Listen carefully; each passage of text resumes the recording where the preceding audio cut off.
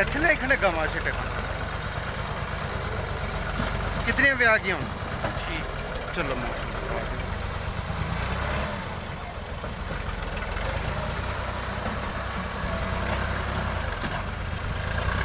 तो यार मिट्टी सटानी सी उथे ना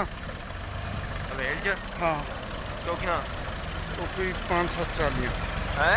तो 5-7 ट्रालियाँ वो पल्ला शल्ला लिपना है ना क्या दिन वो सार दिन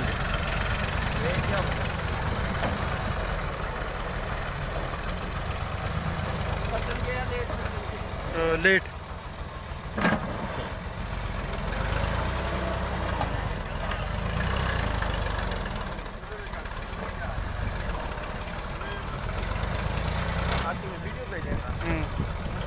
दोस्तों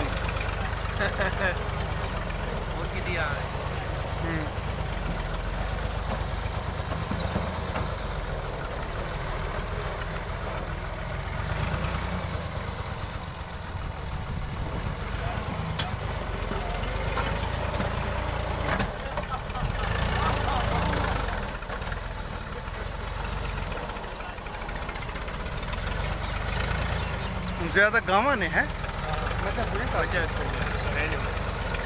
चार डेयरियां ने सारी हाँ मजे में जा रहे हैं